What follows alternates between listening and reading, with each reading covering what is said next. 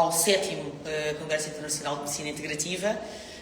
Felicitar-vos a todos que participam desta jornada, que eu acho que vai ser uma viagem longa e intensa. Agradecer a todos os que vieram aqui assistir em direto à minha intervenção sobre libertar a medicina da indústria.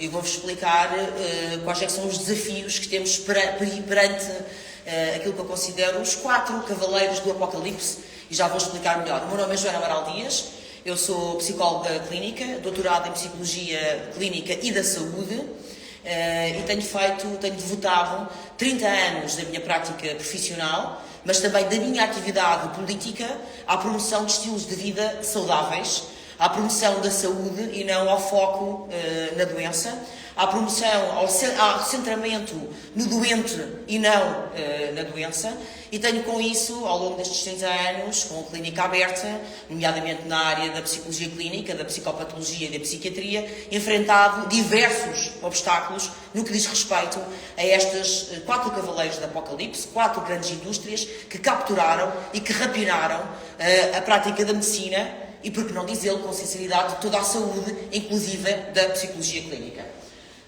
Queria também só uma palavra, antes de começarmos, felicitar a doutora Ana Moreira, a mentora deste congresso, para quem, obviamente, nenhuma palavra será suficiente por uma vez mais nos reunir e congregar todos aqui. Portanto, o título da minha conferência de hoje é este: Libertar a medicina da indústria. Eu queria começar por vos contar uma pequena história muito recente da semana passada.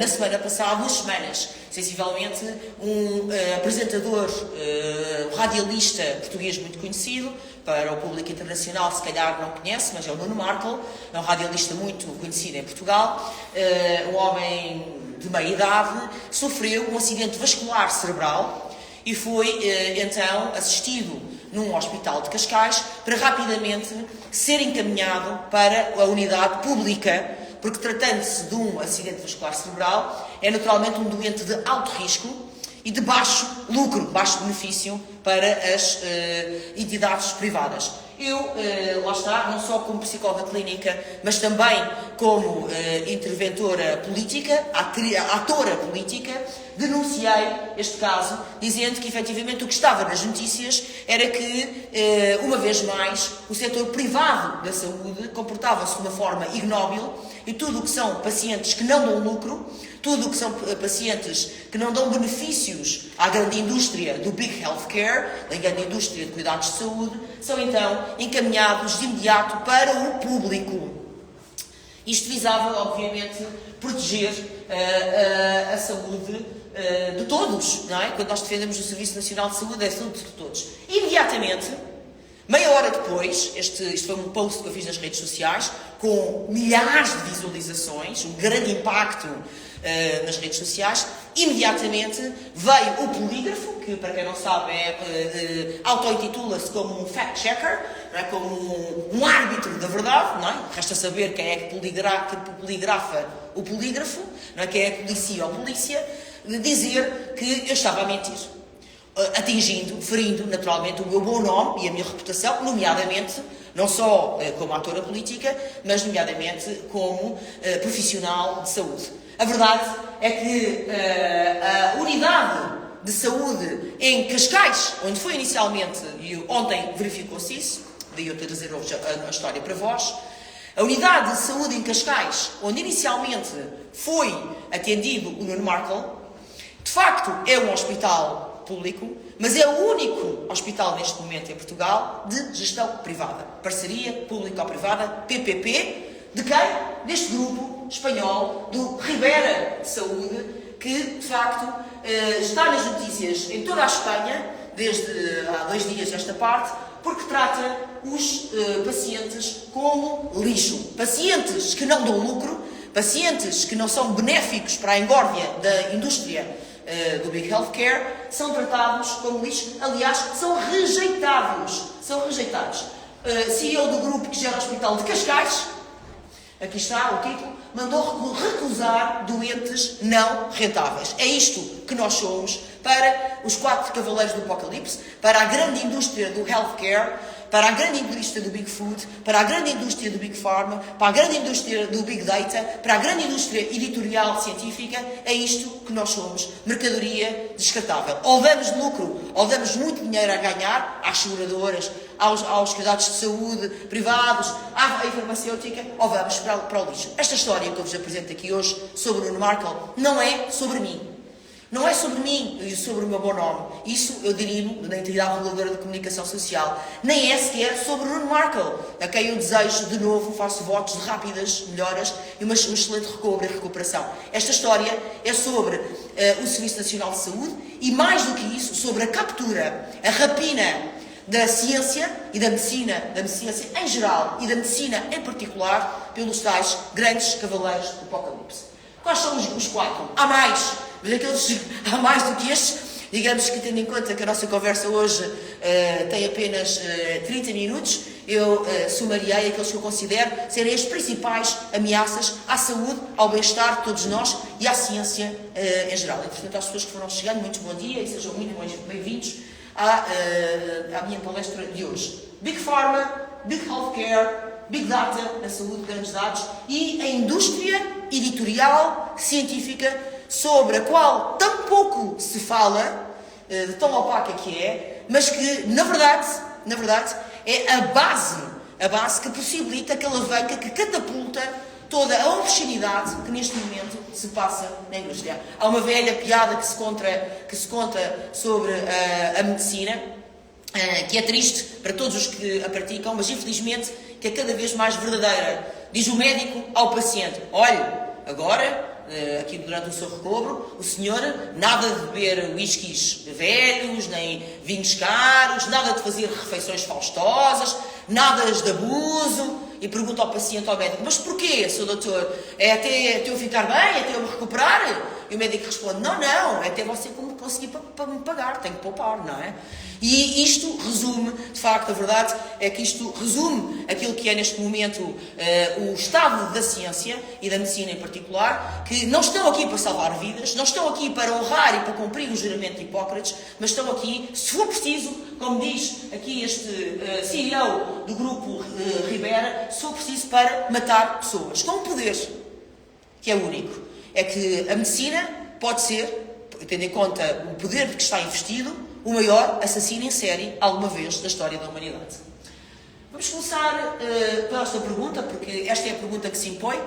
Porquê tudo isto que está a acontecer no mundo da medicina e que choca, aliás, com aquilo que é o coração do Congresso, não é, de Medicina Integrativa, é que, sem dúvida, que nós temos que follow the money, é sempre para saber a verdade, para chegarmos à verdade. A pergunta é tão simples e às vezes tão complicada, as duas coisas ao mesmo tempo, como vamos saber onde é que está o dinheiro, vamos encontrar quem são os grandes patrocinadores e os grandes financiadores. Porque é que é urgente falar disto e é indispensável falar disto, e eu hoje aqui neste 7º Congresso Internacional de Medicina Integrativa não podia deixar de fazer, porque nós temos que perceber que a medicina é um bem público. A medicina está na arena pública para servir as pessoas, e não para que nós a sirvamos, tal como, aliás, todas as outras áreas. Porque o sistema, de facto, como eu vos dizia, está absolutamente capturado, o sistema é refém, está sequestrado por estes grandes lobbies e estes grandes poderes financeiros, porque a decisão clínica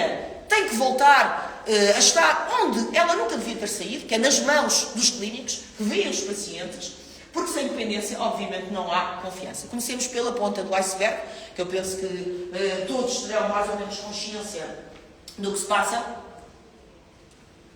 que diz respeito ao Big Pharma, provavelmente a face mais visível desta captura da ciência e da medicina em particular. O Big Pharma, obviamente, fez em primeiro lugar aquilo que é esta captura regulatória, ou seja, deixou de haver independência dos reguladores. Isto é muito visível em Portugal, mas nós sabemos a CDC, etc., em todo o mundo, há infiltrações, contaminações obscenas, absurdas e inaceitáveis que representam conflitos de interesses insanáveis e insuperáveis nos reguladores, deixaram de ser isentos, deixaram de ser idóneos.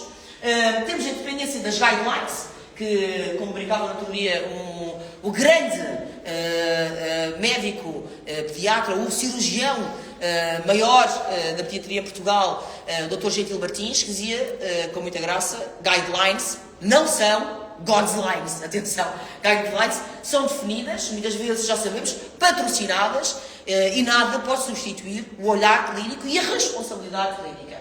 Ensaios clínicos patrocinados, pagos. Que isenção podem ter ensaios clínicos que são pagos pela grande indústria farmacêutica? E marketing mascarado também de ensaios. Obviamente, esta imagem, penso que diz tudo. Nós sabemos o ponto a que isso assistiu e não é por acaso, aliás, que hoje a União Europeia está a braços com um dos maiores escândalos na sua história, que Ursula von der Leyen, Presidente da Comissão Europeia, continua a recusar-se a mostrar as mensagens que trocou com Albert Bourla, CEO da Pfizer, para as inoculações Covid, que representam nada mais, nada menos que o maior contrato alguma vez feito pela Comissão Europeia, negociado à porta fechada, pior, por SMS, diz agora von der Leyen, que já apagou essas mensagens. Ela tem sido instigada em tribunal para as divulgar.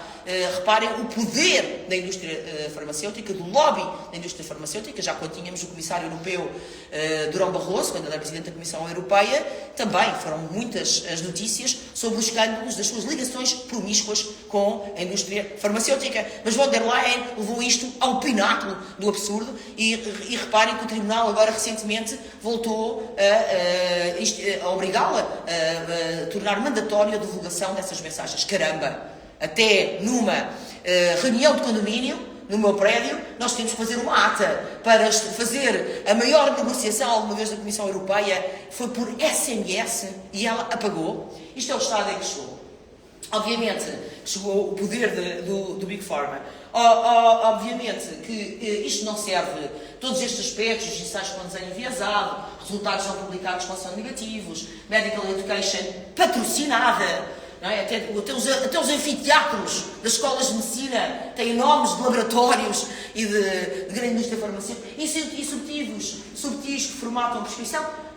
É evidente que quando nós estamos a falar disto, nós não podemos estar a discutir ciência, não estamos a discutir medicina, nós não estamos a servir o doente, nós estamos a servir apenas os acionistas. Os acionistas. É isto que nós estamos a falar quando falamos do poder da Big Pharma. Em Portugal, especificamente, este poder reveste-se de uma forma particularmente perversa e que impacta diretamente o meu trabalho como psicóloga clínica, como psicopatologista, como psicóloga forense, que é o facto de Portugal ser campeão na prescrição de antidepressivos e de ansiolíticos. Vejam bem, campeão. Vocês sabem que há umas semanas houve um imenso escândalo, e bem, com uma médica que prescreveu Ozempic, uma médica portuguesa que prescreveu Ozempic como se não houvesse amanhã, para tudo e mais alguma coisa, e lesando o Estado em milhões de euros. Muito bem, essa investigação está a decorrer, acho muito bem que essa médica responda na Justiça, mas eu pergunto, Joana Amaral Dias, eu pergunto-vos hoje aqui, deste palco, deste 7º Congresso de Medicina Integrativa, então e todos os médicos que prescrevem ansiolíticos e antidepressivos em Barda como se fossem repousados ao Smarties, esses não são investigados porquê? Porque na minha prática clínica, todos os dias recebo doentes que vêm sobremedicados, que porque tiveram um luto, porque tiveram um despedimento, tiveram um contratempo na sua vida, são automaticamente encharcados em medicação, em psicotrópicos, em medicação psicofarmacológica, que toda ela tem efeitos secundários e cujo desmame, largar esses medicamentos, muitas vezes é extremamente complexo. Aliás, a propósito de Ozempic, não vos poderia deixar de referir que esta semana mesmo a OMS, isto reforça este primeiro cavaleiro do Apocalipse, esta semana mesmo, isto é inacreditável, aliás eu fiz um live anteontem com o professor Dr. Manuel Pinto Coelho sobre este assunto, a OMS, a Organização Mundial de Saúde, que devia ser a primeira a pugnar pela defesa da nossa saúde, pela promoção de estilos de vida saudáveis, pela promoção, pelo didatismo, pela profilaxia da saúde, em vez de combater, de facto, o mal geral da obesidade no mundo, que realmente afeta o mundo ocidental de uma forma avassaladora, que tem um impacto pesadíssimo, um choque sobre os sistemas de saúde, porque, como vocês todos sabem, muitos de vós são certamente profissionais de saúde aqui esta manhã, têm efeitos na saúde gerais absurdos, não é? Desde diabetes. Portugal é recordista em diabetes. Portugal é o país que mais diabetes tem na Europa. Se isto não nos faz acordar e despertar para o grave problema de estilos de vida que nós precisamos de mudar, não sei o que fará. E o que é a OMS veio dizer?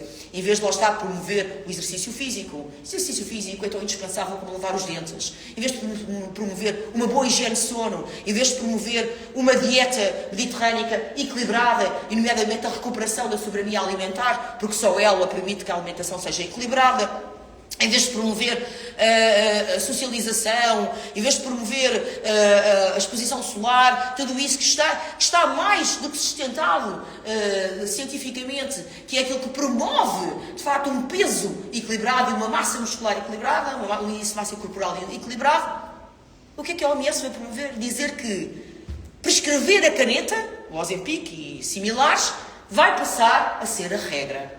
Vai passar a ser regra. E eu pergunto-vos, nós sabemos que a OMS é só e apenas, neste momento, um cenário de crime. É uma central de compras. Foi ela também, como toda a ciência, como eu vos disse, capturada pela grande indústria. Não tem qualquer isenção. É paga, é patrocinada por grandes lobbies. Mas caramba! Chegar ao ponto de vir dizer ao grande público, desta forma despoderada, sem pejo, sem sombra de vergonha, que vai passar a prescrever Ozempic, do que tratar, do que fazer uma promoção ativa, permanente, persistente, sistemática, de estilos de vida saudáveis. Mas o que é isto? Se isto não nos diz aquilo que é, neste momento, o poder absurdo, o poder diabólico, destrutivo da indústria farmacêutica, não sei mais o que dirá. Volto a dizer, a obesidade tem um custo para os Serviços Nacionais de Saúde elevadíssimo, desde as diabetes, como eu dizia, as hipertensões, tudo e mais alguma coisa.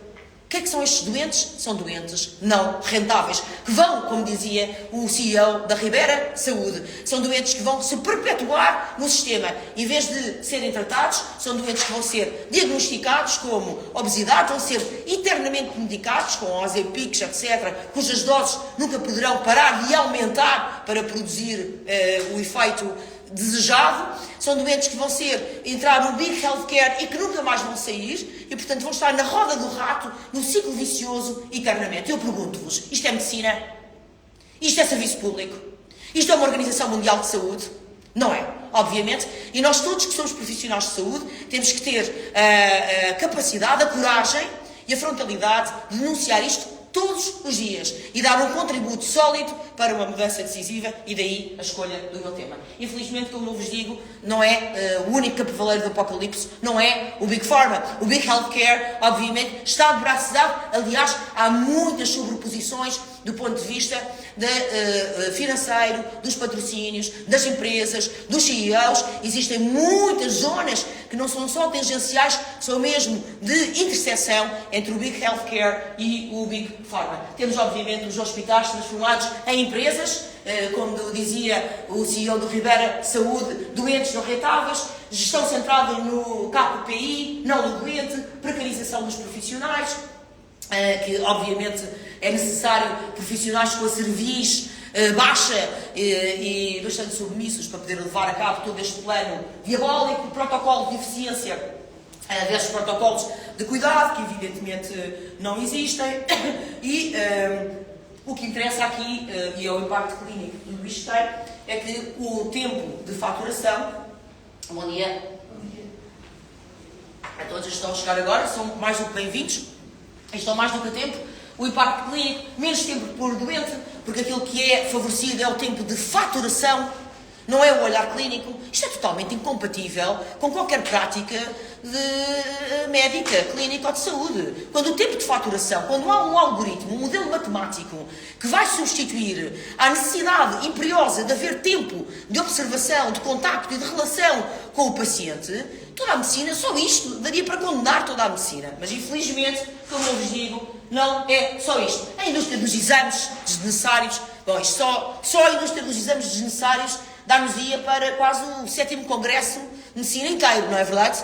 Que podíamos chegar aqui toda a manhã a falar da indústria dos exames desnecessários. Eu optei por fazer aqui um resumo, de facto, sobre aquilo que eu considero que é neste momento mais premente, mais urgente combater na ciência e na medicina, mas cada um, ao fim e ao cabo destes tópicos, daria para estarmos aqui a enovê-lo muitas horas. A desumanização, a falta de continuidade nos cuidados. O Big Data, que neste momento provavelmente é a indústria que está em franco crescimento. Vocês sabem que a inteligência artificial e a monitorização 24 horas por dia, 7 dias por semana dos doentes que estão internados é uma realidade em alguns países. Não é? É já uma realidade que há pacientes que entram no hospital e com pulseiras, com smartwatch, smart bracelets, são monitorizados, vigiados todo o tempo em que estão no hospital, estejam eles nas urgências, estejam eles internados ou estejam eles em cuidados ambulatórios. Esses dados servem para quê? Esses dados, é dada a permissão, estes doentes assinaram um consentimento livre e informado sobre não só a revelação dos seus dados, mas como a utilização dos seus dados. Será que o fizeram? Evidentemente que não. Esta concentração de dados clínicos em mega corporações, de facto, é uma das indústrias mais rentáveis neste momento do mundo. A indústria dos dados hoje é uma indústria equivalente à indústria, em termos de lucros, à indústria do petróleo, por exemplo, não é? E, portanto, os dados valem ouro e estão a ser capturados nas costas dos pacientes e, muitas vezes, infelizmente, com um conluio, com o colaboracionismo de muitos profissionais de saúde, não apenas de médicos, mas de psicólogos e outros profissionais, enfermeiros, etc., que não explicam aos seus pacientes o que é que está implicado nessa coleta de dados, de que forma é que eles serão usados. Obviamente que há uma monetização nos registros de saúde, há lucros aqui envolvidos, há algoritmos opacos, estes processos não são tornados transparentes, não só do ponto de vista da recolha como do tratamento. Para que é que eles servem? Quando se faz essa recolha desses dados 24 horas, 7 dias por semana, esses dados são aplicados para quê? Será que vamos ser tão ingênuos pensando que estes dados são apenas utilizados para benefício dos nossos pacientes? Para benefício do próximo doente que nos entrar no hospital? Ou serão usados para consumo, para promover produtos de Big Pharma e outros que tais, para moldar os algoritmos das pessoas nas redes sociais? Não sejamos naifes, nem ingênuos, com certeza que não é só por bons motivos, embora possam existir vantagens, obviamente, nos dados. Eu sou psicóloga, a estatística é obviamente muito importante, toda a parte de recolha de dados é importante, mas não feita desta forma, que é de rapina e que é canibal em relação aos nossos pacientes. Portanto, quando não são médicos a decidir, a partir do momento em que se constroem com estes Big Data algoritmos, as decisões ficam nas mãos de quem? As decisões clínicas, se vamos administrar este medicamento, se vamos fazer aquela intervenção cirúrgica, se vamos fazer aquela intervenção psicoterápica, a decisão está na mão de quem? Do clínico? Do médico? Do psicólogo? Do enfermeiro? Não. Passa a estar na mão do algoritmo. Isto em si mesmo é também extremamente perigoso e representa riscos. Bom, lá está, que estaríamos aqui só toda uma manhã também a poder discuti-los. Ora bem, os riscos, ficou este slide um pouco cortado, peço desculpa. Os riscos são obviamente imensos, como eu vos estava a dizer, modelos preditivos enviesados. Isto em saúde mental é particularmente complexo, porque os algoritmos trabalham com bases da maioria, com padrões de saúde e de doença. No caso da saúde mental, isto é particularmente difícil e arriscado, porque a saúde mental funciona como uma impressão digital, não há duas iguais, é como um rosto. Portanto, se na saúde física existem diferenças, idiosincrasias, diferenças interindividuais imensas, no caso da saúde mental, isso eu penso que pode ser multiplicado exponencialmente. Portanto, há de facto esses modelos preditivos enviesados. Falta a habilidade de auditoria. Quem é que regula? Volto a perguntar, quem é que regula estes dados? Quem é que monitoriza? Quem é que são os polígrafos? Voltando ao princípio da nossa conversa desta manhã, quem é que são os polígrafos desta auditoria e para onde é que são drenados, efetivamente, estes números destes dados da nossa saúde? Decisões clínicas automatizadas, como eu vos dizia, perda da autonomia profissional. A perda de autonomia profissional é de facto tremenda, porque em medicina, em ciência, quando se perde a autonomia, perde-se também a verdade. Depois queria-vos falar, por fim, do quarto cavaleiro do Apocalipse, que tem pouca visibilidade, mas que é a base. Se começarmos pela ponta do iceberg, que é o Big Pharma, e vamos por aí abaixo, não é? Com o Big Healthcare, com o Big Data, eu vou-vos falar daquilo que é a base que possibilita toda esta obscenidade, a medicina ter-se transformado no templo dos vendilhões, que é a indústria editorial científica. O famoso publish or perish, as publicações massivas, em catadupas, em que alguém que queira ter uma carreira científica é obrigado.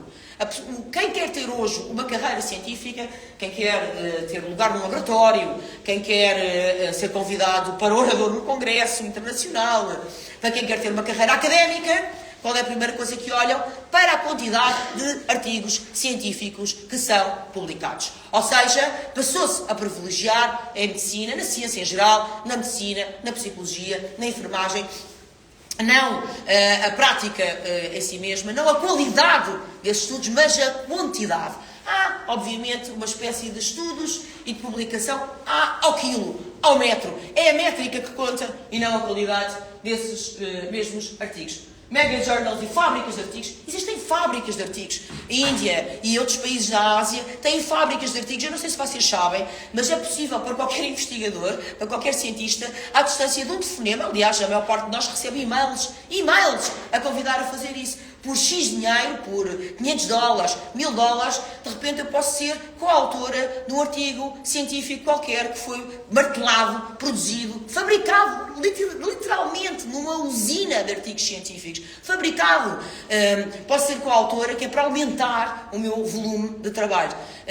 Não sei se vocês sabem, mas hoje em dia publicar um artigo na Lancet pode custar até 6.000 euros. Um investigador, um cientista que tenha poder económico para isso, paga 6.000 euros para aparecer publicado na Lancet e se promover assim na sua área, internacionalmente. Eu pergunto, mas o que é isto? É isto que nós queremos para a ciência? É isto que vai garantir o mínimo de qualidade na prestação de cuidados aos nossos pacientes? Obviamente que não. Eu penso que nós temos autores a publicar um artigo a cada 2 dias. A cada 2 dias. Há uma brincadeira que se faz entre nós, não é? Entre pessoas que publicam artigos, que é estas pessoas